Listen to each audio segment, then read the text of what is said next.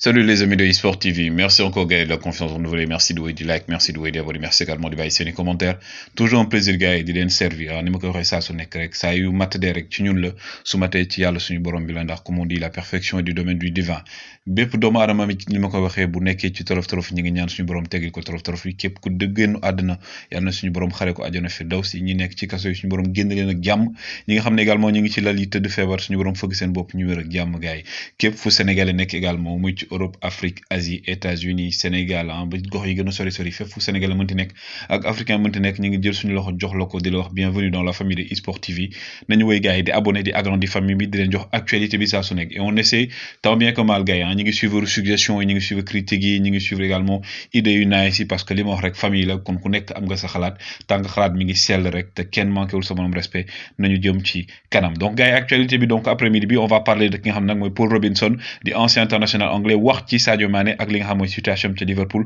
ak aussi ñëw Paul ki nga xam mooy Luis Diaz également dinañ wax ci li nga xam ne moo jëm ci stade Abdoulaye Wade parce que premier match Sénégal Égypte bi fa la war a amee mais avant Sénégal Égypte am na équipe yu fa war a football ba pare selon les informations loolu dinañ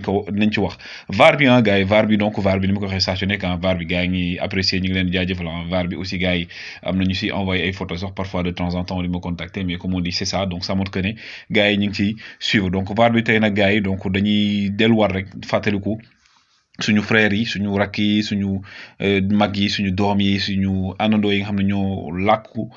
jógee ci weeru mars bële at gi moom mën na léegi 1 an ñuy ñaan yàlla xara leen àjjana firdawsi et comme on dit rek que justice soit faite pour leur famille mais aussi di ñaan jàmm yàgg Sénégal ndax jàmm ci la lépp xaj képp ku sa waajur jóge wala sa mbokk jóge aussi ñu ngi ñaan suñu borom tàbbe ko àjjana firdawsi gars yi VAR bi lay commencé gars yi VAR bi nag kan ngeen fi xàmmee ak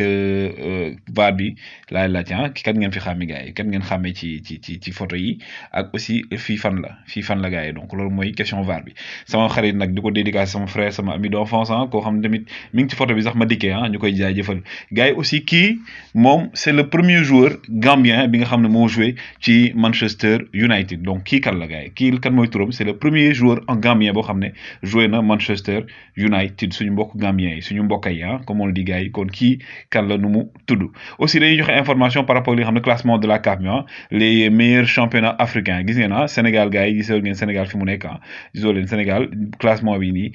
boolewuñu fi sax Sénégal gars yi gis ngeen donc mi ngi nii information baa ngi nii Maroc lañ def premier Égypte deuxième Tunisie Algérie mu ngoog Guinée gisoo leen CAF ñoo def lii nag gisul benn yoon Sénégal bokkul ci championnat bi donc gars yi war nañ ci gën a góorgóorlu Westbrook gars yi bi mooy 4e saison muy changé li nga xam ne mooy donc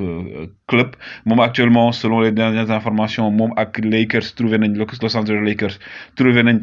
compromis donc ki nga xam ne mooy Russell Westbrook day jógee fi nga xam ne mooy Los Angeles Lakers bi mooy 4e clubam en 4 ans suñu mbokk sénégalais yi nekk ca New York donc tey supporter Paris Saint-Germain donc Paris Saint-Germain ngi nii di waajal foofu boutique am gis ngeen boutique bi nii supporter Paris Saint-Germain yi tijji nañ ko foofu ci États-Unis donc ñi bëgg maillot mun ngeen dem foofu noonu ca New York ngir mën a am maillot original yu Paris Saint-Germain bu ñu amee aussi yeneen information ci yeneen club yi pour ñu ne am yooyu dinañ ko joxe gars yi lii di Grand Prix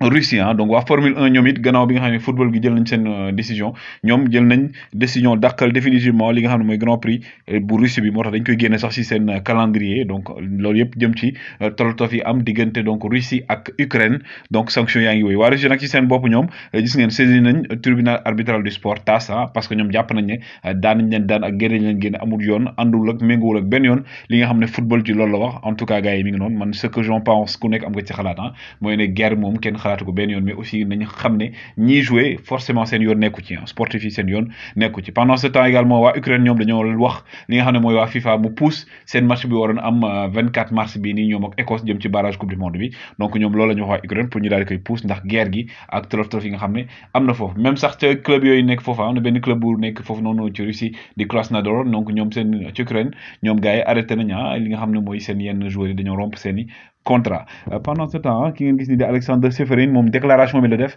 ci li nga xam ne mooy gars yi ñu tuddee ne ñoom ñooy donc comploter pour daan li nga xam mooy Ligue des Champions di waa donc Super League bi donc moom déclaration bi la def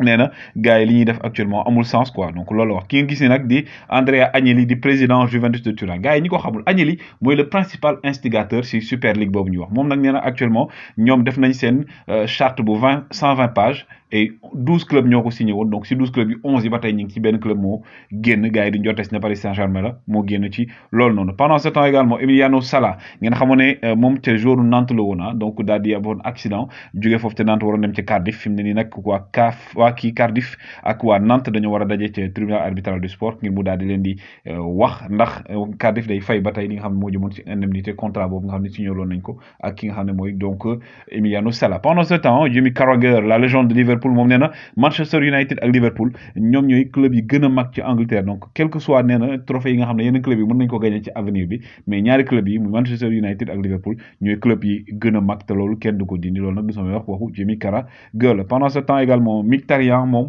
xam ngeen ko le joueur de l'AS Roma l'ancien joueur d'Arsenal moom fi mu ne nii nee na arrêté na carrière internationale au niveau de son équipe nationale de Macédoine moom nee na actuellement donc dafa dakkal li nga xam ne mooy carrière internationale mais day football ba léegi gars yi day wéy di football ba léegi attention bàyyiwul football mais équipe nationale leen dafa arrêté carrière internationale maa ngi leen ko waxoon maa ngi leen ko njëkkoon bokk naa bokk ñu ko njëkkoon wax ne ki nga xam ne mooy Amir Abdou day jóge Comore boobu démissionné gul sax waxoon na ne aussi signé na ak fa nga xam ne mooy ci Mauritanie mi ngi nii image officielle baa ngi moom ak le président de la fédération de football mauritanienne gis ngeen ko Amir Abdou maintenant l'entraîneur du Comore moom mooy entraîné ci Mauritanie parce que aussi dafa yor club boo xam ne ci Mauritanie la nekk Erik ten Hag gars yi kii mooy entraîneur l'Ajax d'Amsterdam Erik ten Hag gars yi actuellement nag moom nee nañ selon les informations mi ngi jàng anglais parce que Manchester United dañ ko bëgg te moom la ñu teg gët donc gars yi moom ñu ngi wax tableau anglais yi moom nee nañ actuellement sax moom commencé na jàng li nga xam mooy anglais parce que dafa war a ñëw ca Angleterre notamment ca Manchester United pendant ce temps également Dante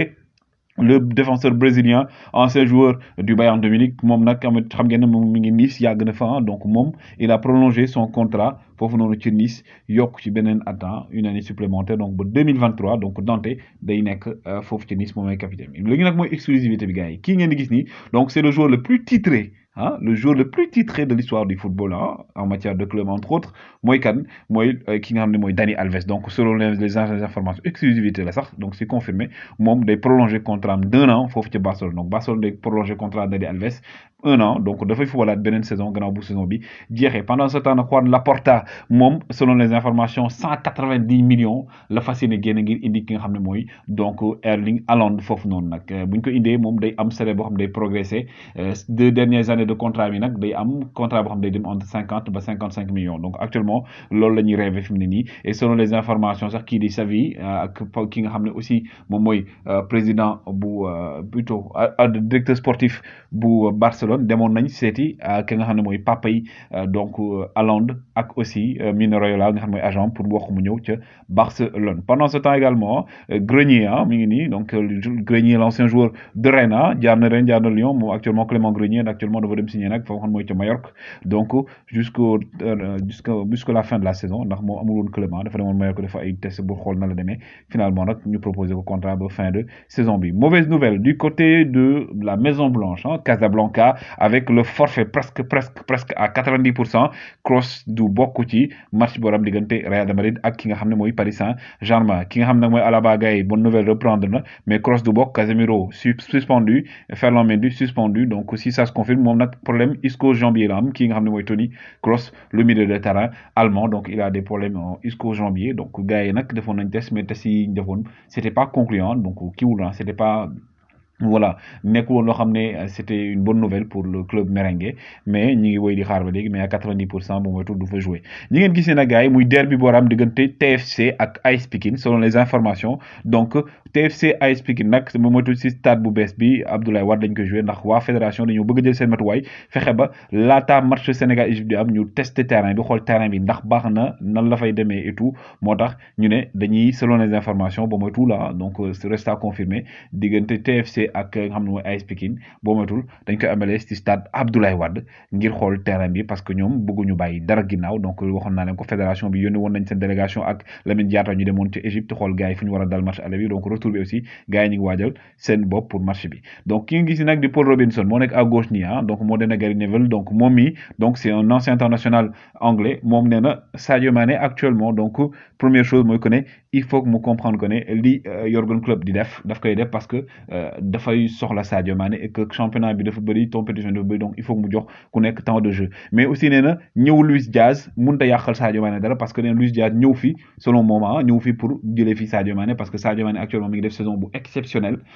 saison bu baax lay def mais que ne nañ jàpp ne Luis Diaz moom même bu ñëwee day ñëw pour renforcer équipe bi ak doole mais gëmul ne Luis Diaz bi mën na remplacer ki nga xam ne mooy Sadio Mané donc Sadio Mané bi nga xam ne gars yi donc gars yi ñu ngi naan waa dafa war a jugee Liverpool war a fa jugee en tout cas gis ngeen dernière réaction yi gars yi def mais moom mi ngi wéy daal di wane boppam ci terrain bi en tout cas les gars c'était les informations que je voulais vous donner wéy leen di like wéy leen di abonné agrandissons la famille eSport TV toujours un plaisir de vous servir jaa ngeen jëf